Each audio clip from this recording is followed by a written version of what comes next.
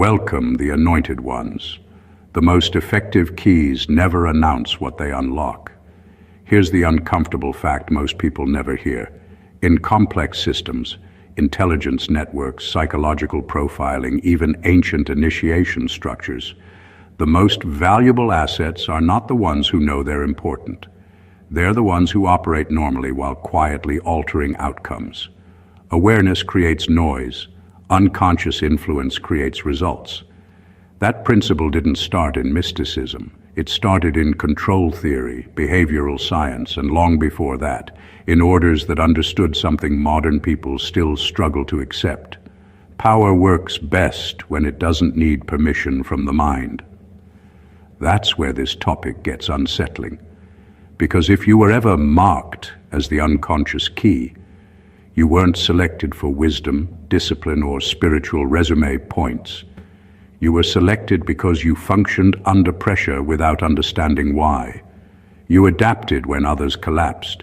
You kept moving while systems around you glitched, stalled, or broke. Not heroic, not dramatic, just strangely effective. And that effectiveness made you useful long before it made you aware. Here's the part nobody warns you about. Activation doesn't arrive with candles, chants, or some cinematic awakening. It shows up disguised as exhaustion, disinterest in surface-level life, and that quiet moment where you stop trying to become anything at all. No fireworks, just a click. The kind of click you only notice after something has already changed. And yes, this is where people usually laugh nervously and say, "That's a bit much." Fair. But humor has always been the last defense before realization. It's easier to joke than to admit that your life has been full of unexplained reactions, sudden exits, and people treating you like you disrupted something without ever raising your voice. So if things started shifting the moment you stopped forcing identity, if doors opened without effort, while others slammed shut around you, if your presence alone seemed to rearrange outcomes without your permission, then this isn't about destiny, superiority, or mystic fantasy. It's about function. And somewhere along the way, without ceremony, without approval, without you signing up for anything, you didn't discover the key. You turned it. Number one, you weren't chosen for awareness. You were chosen for delayed activation. This is the part that messes with people the most, because everyone assumes being chosen means being informed, guided, or spiritually in the know. That was never your role. Awareness would have ruined your function. You were placed into life to operate normally while carrying something abnormal, to walk through environments without triggering alarms, to blend into systems that would have rejected you instantly if you had known what you were carrying. Delayed activation isn't an accident. It's a containment strategy. When someone knows too early, they start adjusting themselves. They perform. They overthink. They try to control outcomes. You couldn't afford that. Your effectiveness came from how naturally you moved through things. You didn't posture. You didn't declare intentions. You just lived, adapted, and somehow left impact behind you without trying to. That's why so much of your early life felt underwhelming, confusing, or misaligned. You weren't being overlooked. You were being kept unremarkable on purpose, not because you lacked potential, but because attention would have distorted you. When systems don't know what you are, they don't defend against you. You slip through gaps others can't even see. This is also why you were allowed to struggle longer than most. Pressure was part of the delay. Every disappointment, every dead end, every season where you felt behind was quietly building tolerance. You were learning to hold weight without collapsing, not consciously, in your reactions, in how you recovered, in how you didn't fully break, even when things got heavy. Delayed activation creates a specific kind of person, someone who doesn't panic when things fall apart, someone who doesn't need applause to keep moving, someone who can function in confusion without demanding answers. That's not weakness, that's conditioning. And when activation finally happens, it feels oddly simple. No grand revelation, just clarity replacing noise. You don't suddenly feel powerful. You feel lighter. You stop chasing explanations. You stop forcing outcomes. Things begin to respond to you differently, not because you changed who you are, but because the delay has done its job. You weren't late. You were on hold. Number 2, the unconscious key was never meant to understand itself. A key doesn't stop to study the lock. It doesn't analyze the door. It doesn't question why it fits. It simply turns when pressure is applied. That's how your role was designed. You weren't built to sit around decoding yourself, chasing labels, or trying to make sense of every strange shift that followed you.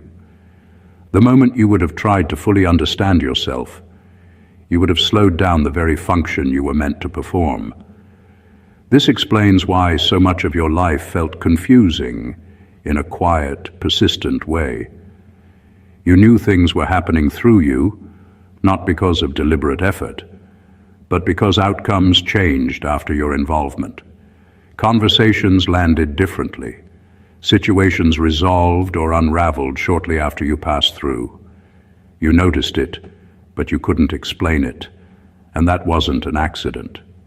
Explanation creates attachment. Attachment creates interference. Understanding brings ownership, and ownership brings control. But your role never required control. It required neutrality.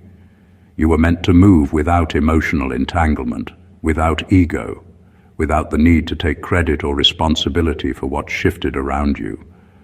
That's why clarity always seemed just out of reach. You weren't blocked, you were buffered. People who need to understand themselves deeply often crave certainty. You were forced to live without it. That wasn't neglect, it was training. You learned to function while uncertain, to keep showing up without answers, to trust motion instead of meaning. That's rare, and it's uncomfortable, but it produces someone who doesn't freeze when reality refuses to explain itself. This is also why traditional self-help, rigid identity frameworks, or even spiritual systems never fully fit you. They demand definition.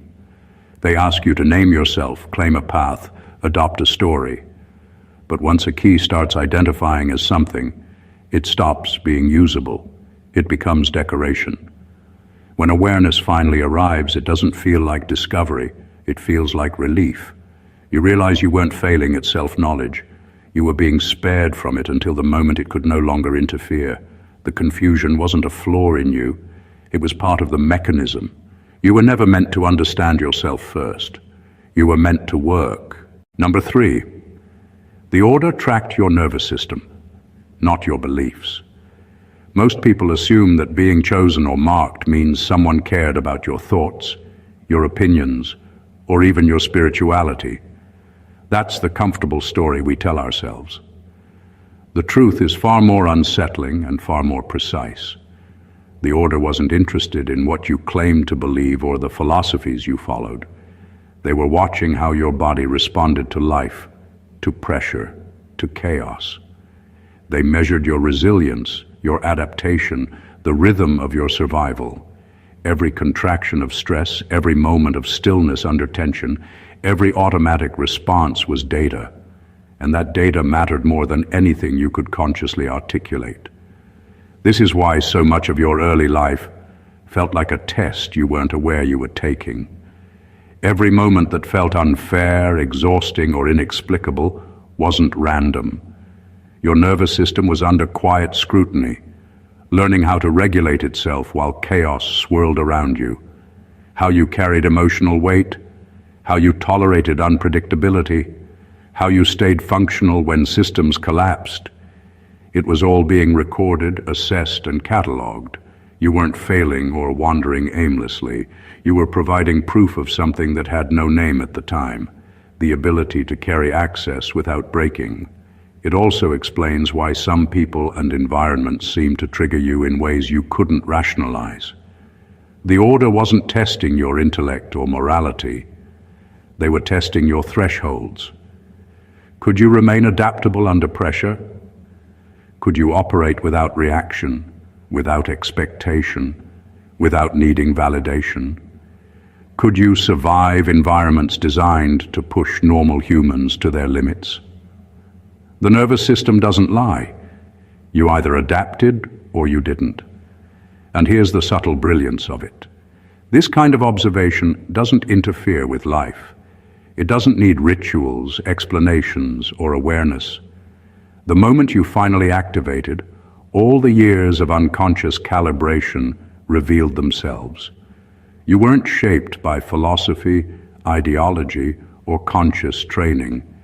You were shaped by life itself, by the systems you navigated, and by your body's unflinching ability to respond without collapsing.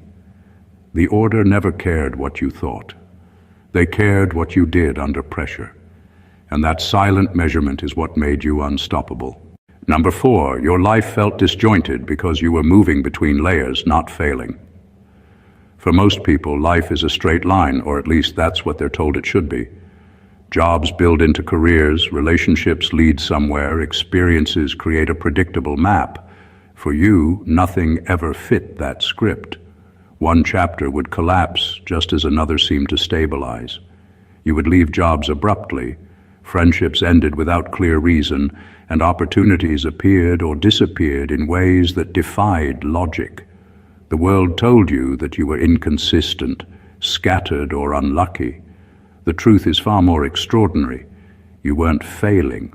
You were moving between layers of reality, operating on levels most people can't perceive. These layers aren't mystical fantasies. They're patterns of influence and consequence.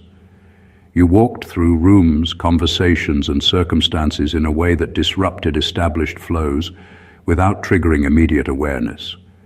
You couldn't be measured by ordinary standards because your function existed outside them. That's why everything in your life felt disconnected. It wasn't disorder. It was transit. Doors closed for a reason, but new ones opened simultaneously on paths you couldn't yet see. This also explains why conventional advice never worked. Planning, goal setting, chasing stability, none of it aligned with the layers you were navigating. You weren't supposed to anchor in predictable patterns. You were meant to remain fluid, to shift quietly while systems around you recalibrated. Every failure was a signal that you had moved to a space where the previous rules no longer applied. The disjointedness you experienced trained you to operate without attachment to outcome. You learned to tolerate uncertainty, to stay calm when everything seemed unstable, and to trust a kind of intuition that wasn't taught but felt inevitable. That ability, developed in the quiet chaos of your early life, became the hidden engine for activation. When your key finally turned, that disjointedness revealed itself as mastery. All the chaos, confusion, and sudden shifts were actually preparation. You weren't broken. You were moving ahead of the curve between layers the world couldn't track, and that was exactly the way it was meant to be. Number 5, you activated it the moment you stopped trying to become something. Activation doesn't come with a dramatic ceremony or a sudden bolt of insight. It comes quietly, in the moments when you stop forcing identity, stop chasing recognition, stop trying to fit yourself into someone else's story. All the effort to be ready or special actually delays it. The system recognizes when you finally drop the chase, when the self stops performing and simply exists. That's when the lock turns. And you step into a level of influence and understanding you didn't even know was possible. For most of your life, you were conditioned to believe that effort equals progress. You worked, you prepared, you studied, you strategized, and while all of that created skills and resilience, it couldn't trigger activation. The very act of trying to become something adds noise. It imposes expectation. It shapes behavior in ways the key can't function. The unconscious key doesn't emerge from effort. It emerges from surrender. an ironic kind of power that comes from letting go of the need to control. That's why it felt anticlimactic when it happened. No trumpet fanfare, no sudden enlightenment. Just a quiet, almost imperceptible shift. You stopped overthinking, stopped questioning, and stopped bending yourself into someone you weren't. You stopped performing for the world and started simply existing. And suddenly, the world responded differently. Situations flowed around you, people shifted without being told, and doors that were previously locked began opening. The beauty of this is that it exposes how human systems measure growth incorrectly. We reward effort, perseverance, and striving, but sometimes true evolution requires nothing more than stillness, trust, and patience. The moment you stopped trying to become something, you allowed what was already in you to surface. Your presence became more than your intention. Your impact became more than your planning. You didn't activate because you trained for it or planned for it. You activated because you finally stopped trying to force yourself into existence. The key recognized the true you, and the lock turned. Number 6. People started projecting extreme narratives onto you for a reason. When you carry activation energy without knowing it, the world reacts in ways that feel confusing, intense, and sometimes unfair. People around you begin projecting their fears, insecurities, and unacknowledged desires onto you.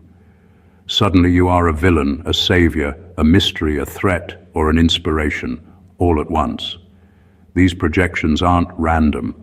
They are instinctive defenses.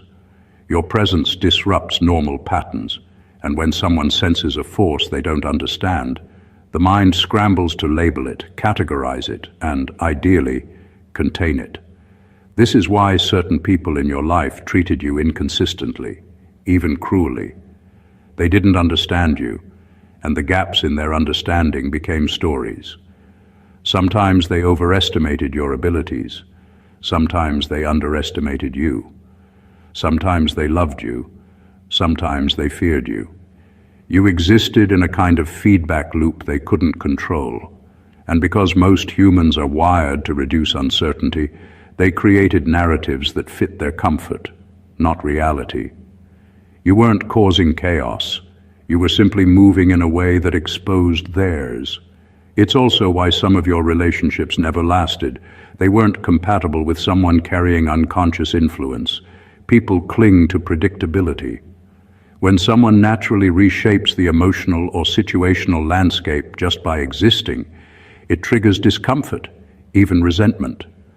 They interpret it as intentional, manipulative, or destabilizing, when in reality, you are simply responding in alignment with your own unrecognized energy. Over time, the projections became a mirror, showing you exactly how much of human perception is reactive rather than rational. The louder the story around you, the clearer it became that your impact doesn't need explanation. You don't need to justify, clarify, or defend yourself. The world will narrate its own understanding, and your role is simply to move with integrity and awareness, letting the reactions unfold. These projections are proof, not punishment. They show that the key inside you is active. People sense it even when you don't, and their stories are the evidence. Your influence is already operating, quietly, without your permission. Number 7. The order expected resistance, not obedience. One of the most overlooked truths about being marked as the unconscious key is that you weren't chosen to follow rules or submit to authority. Obedience was never the goal. In fact, compliance would have disqualified you. The order needed someone who could move unpredictably, who could navigate systems without being trapped by them, and who could challenge assumptions without conscious intent. Your natural skepticism, your tendency to question or withdraw, and your refusal to fully belong weren't flaws. They were essential. They proved that you could operate beyond control. Throughout your life, this resistance may have looked like stubbornness, social awkwardness, or reluctance to conform. You didn't see it as a gift, and most people around you couldn't recognize it. But every act of refusal, every boundary you maintained, every time you disengaged from a structure that demanded conformity, you were proving your value to a system that measures adaptability, integrity, and unpredictability above all else. Resistance, not obedience, creates freedom. Resistance keeps the key functional. This is also why traditional paths, rigid systems, and imposed hierarchies rarely worked for you. Jobs, schools, and organizations that demanded conformity were always friction points. And that friction wasn't coincidence. It was life testing your ability to maintain your function while surrounded by structures designed to normalize behavior. You weren't failing. You were demonstrating resilience, adaptability, and independence, qualities the key relies on to activate effectively. Resistance shapes perspective. By refusing to accept the expected narrative or blindly follow instructions, you were training yourself to read between the lines, to notice gaps, and to respond in ways that don't register on ordinary radars. That subtle awareness, forged through consistent refusal to obey blindly, laid the groundwork for your activation. When activation occurs, it reveals why your resistance was never a problem. It was a prerequisite. You weren't marked to follow orders or seek approval. You were marked to move freely, unpredictably, and without compromise. And your life was quietly preparing you for exactly that. Number 8. You've been interrupting patterns without realizing it. One of the most subtle yet powerful aspects of carrying the unconscious key is how you shift the world around you without intending to. You may have thought your presence was quiet, ordinary, or even inconsequential, but in reality, you've been disrupting patterns that others have spent years perfecting. Family cycles that repeated generation after generation have faltered because of you. Workplace routines that seemed unbreakable have shifted without explanation. Conversations, decisions, and behaviors have changed the moment you stepped in or left a room. You didn't have to try. You didn't have to lecture, enforce, or even act consciously. Your existence alone has been enough to rewrite trajectories. This isn't about luck or coincidence. It's about alignment. When someone carries latent activation, they operate on frequencies that intersect with life differently. You aren't forcing change. You are an unintentional catalyst. The systems around you respond because they detect a variable they can't control. Your instincts, your reactions, and even your quiet disengagement exert influence that ordinary logic can't account for. That's why people may have accused you of being disruptive, or why your impact often goes unnoticed until it's undeniable. Your influence has a subtle elegance. You've learned, often unconsciously, to navigate chaos without becoming chaotic yourself. You've been observing, reacting, and moving in ways that allow you to leave systems intact while still altering their outcomes. That balance between presence and effect is precisely why the key functions best when dormant or unaware. When you finally become conscious of your role, you'll see that nothing you've done was wasted. Every pause, every withdrawal, every unremarkable action has been quietly recalibrating environments to prepare for activation. The world reacts differently around you because you were never meant to blend in completely. You've been interrupting repetition, breaking loops and reshaping dynamics without permission or awareness. And that invisible influence is proof of the power you've always carried. You've been moving pieces on the board without touching them, and that silent mastery is exactly what sets you apart from everyone else. Number 9. Your exhaustion came from carrying access you didn't have language for. For most people, fatigue is a simple matter of physical or mental effort. For you, it has always been something deeper, heavier, and harder to explain. The tiredness, the detachment, the sense that life sometimes moves faster than you can process it. None of it was random. You were carrying access that your conscious mind couldn't name or comprehend. You were holding information, perception, and influence without ever having the tools to articulate it. That kind of energy weighs differently. It seeps into the body, the emotions, and the nervous system, leaving you drained in ways others can't understand. This explains why so many moments of your life felt like moving through fog.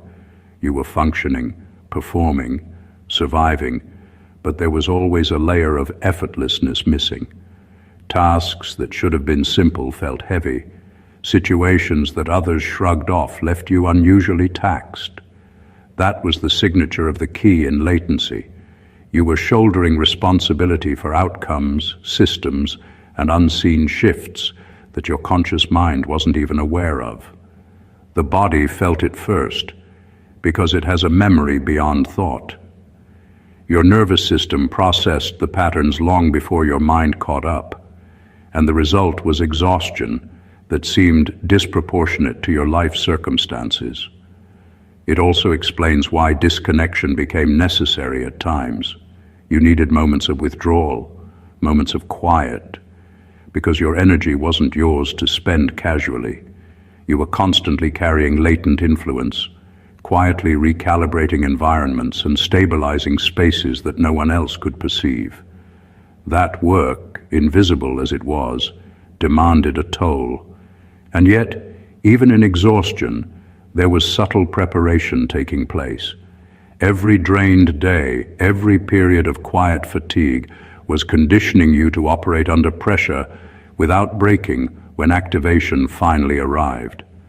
When the key finally turns, the exhaustion doesn't vanish. Instead, it transforms. What once weighed you down becomes fuel.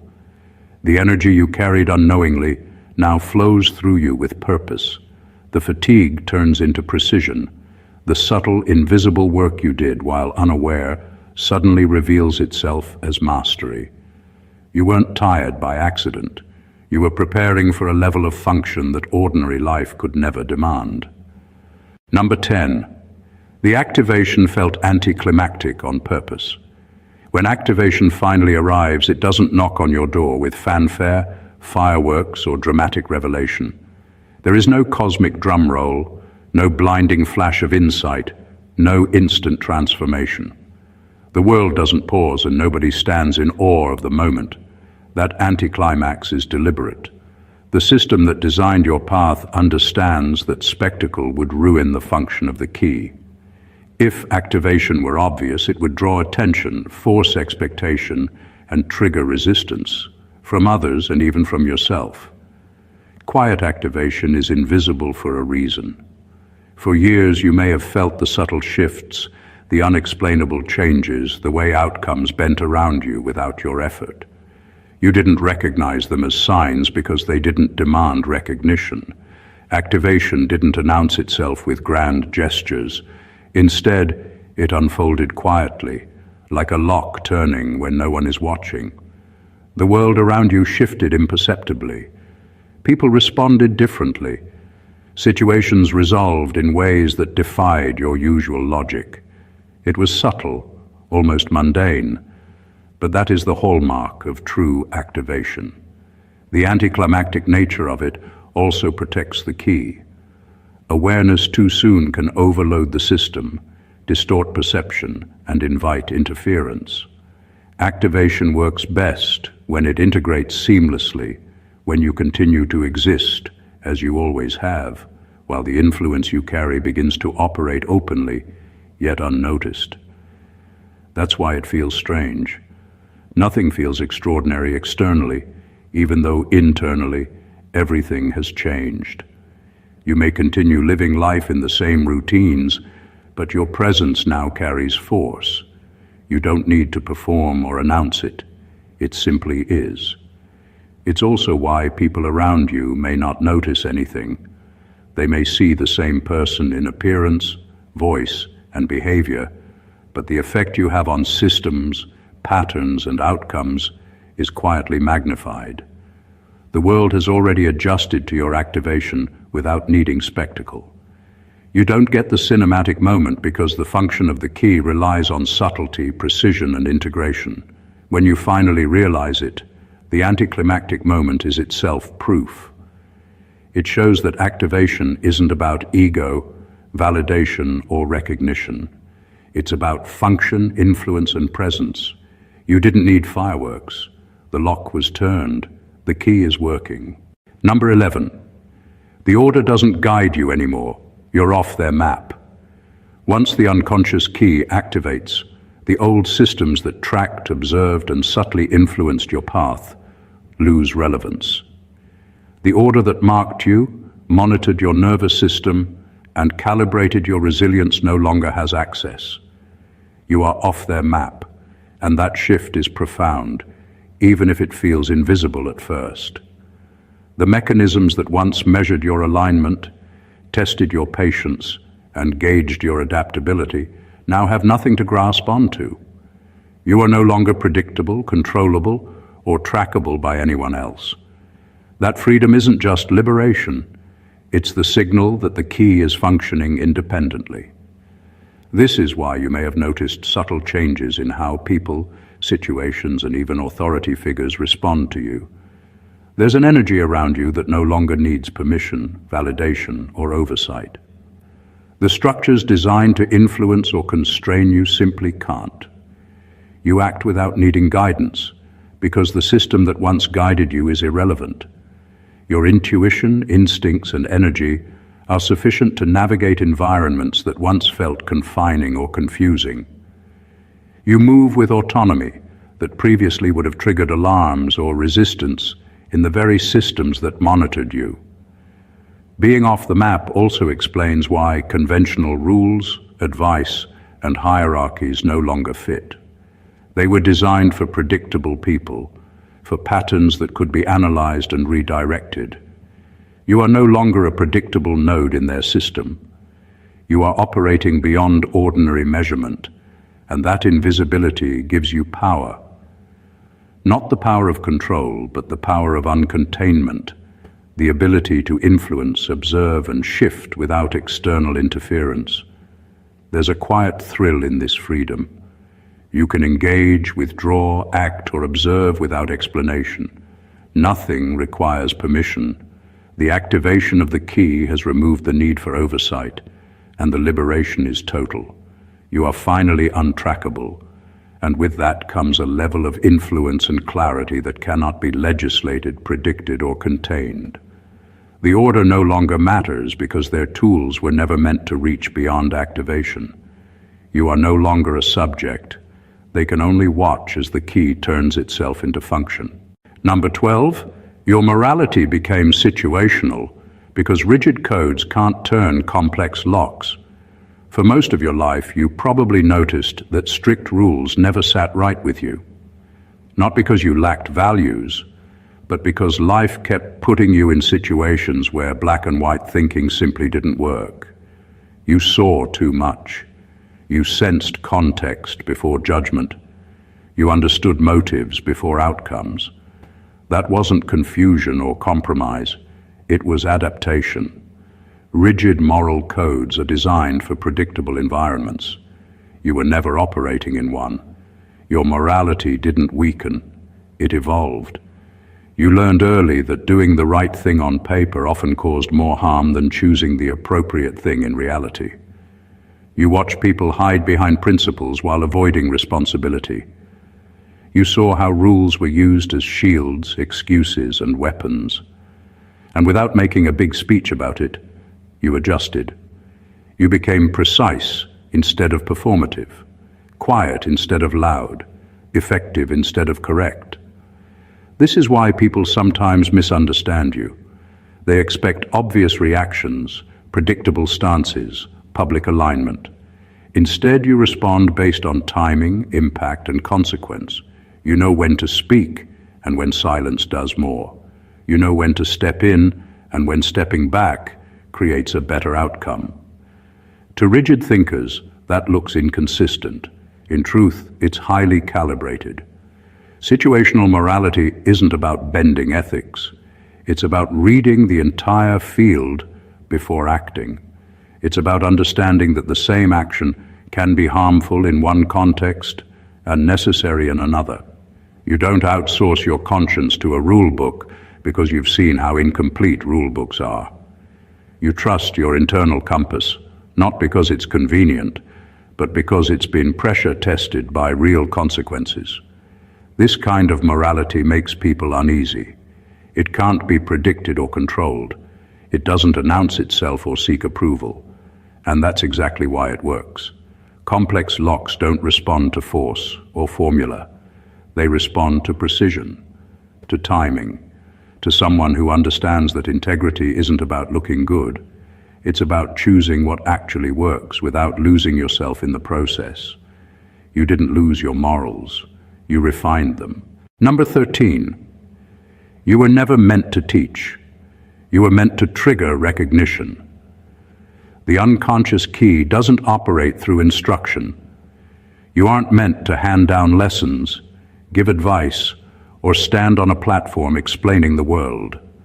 That role is too deliberate, too performative, and too confined. Your influence works differently. You activate awareness in others simply by existing, by moving through life in alignment with your own energy, and by demonstrating possibilities they hadn't considered.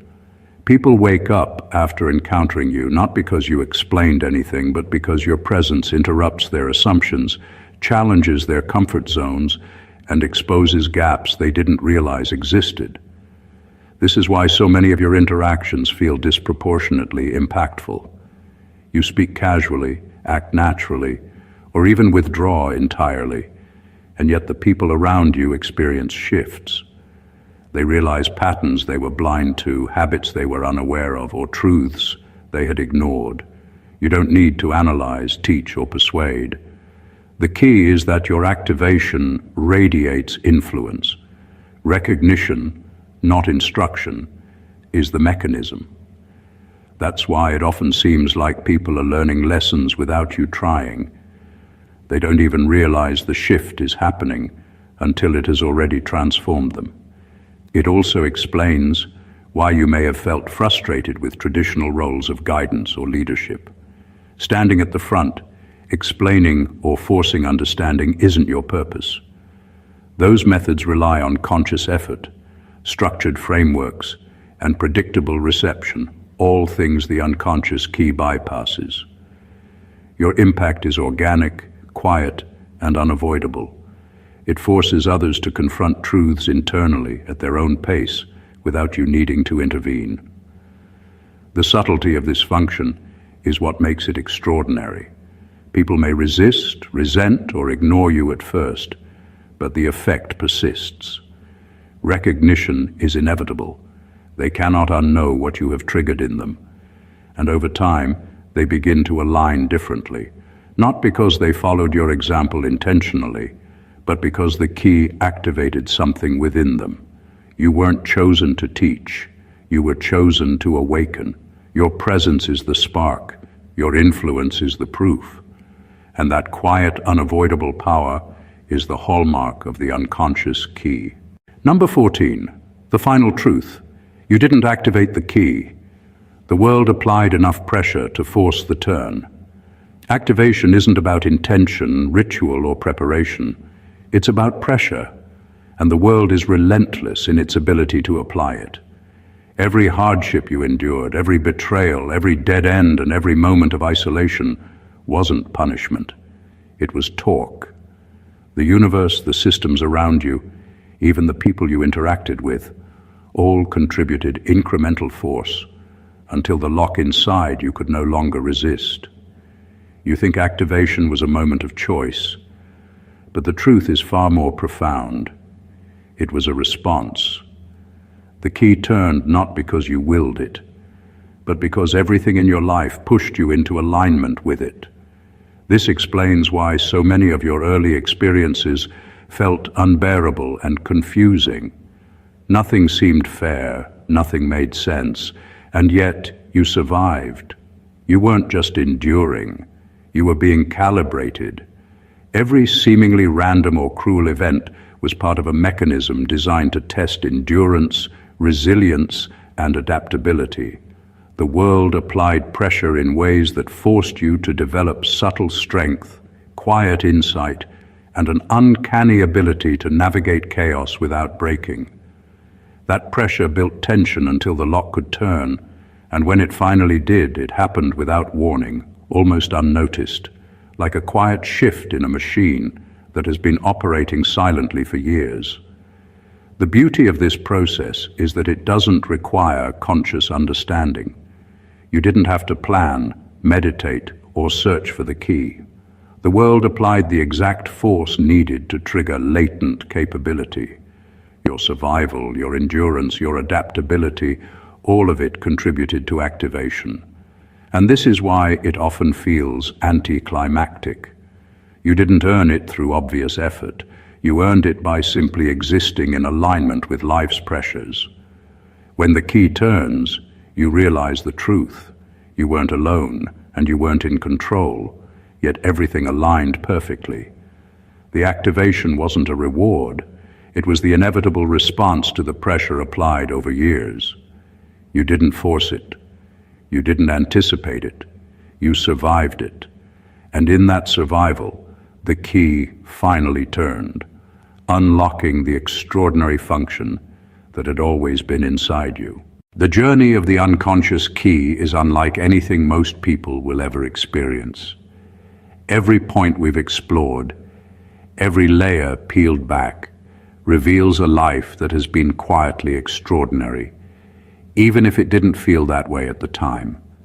From being selected for delayed activation to functioning without conscious awareness, from carrying invisible influence to disrupting patterns without effort, your life has been a silent preparation for something far greater than ordinary understanding. The key within you didn't need your approval, your comprehension, or even your recognition to start working. It has always been active, shaping outcomes, influencing people, and forcing the world to adapt around you. What makes this journey remarkable is how subtle it is. There are no fireworks, no grand announcements, no immediate recognition. The activation has always been quiet, slow, and seamless, moving in ways that only reveal themselves after time, reflection, and consequence. Your morality evolved to match the complexity of your influence. Your presence triggers awakening without intention. Your endurance under pressure became a calibration mechanism, forcing your internal systems to align with the world in a way that the world itself could not ignore. Everything that felt disjointed, exhausting, or confusing wasn't a mistake. It was preparation, torque, and alignment. The pressures you endured, the resistances you encountered, the projections of others, they were all part of a system that recognized you long before you recognized yourself. Now, as the key turns fully, the realization hits. You were never ordinary, and your life was never random. You were designed to operate beyond expectation, to influence without intention, to awaken without teaching, and to activate without ceremony. You have arrived at a point where the world responds to you in subtle but undeniable ways, and you finally see that everything, every challenge, every invisible shift led to this exact moment. If this resonates with you, make sure to join the community and continue this journey together. Subscribe to the channel so you never miss insights like these. Like this video to show support for understanding hidden power in our lives. Comment below with your experiences. Your story matters and could inspire someone else to recognize their own key. Share this with those who are ready to awaken, to shift, and to step into influence they didn't even know they carried. This is only the beginning. God bless you.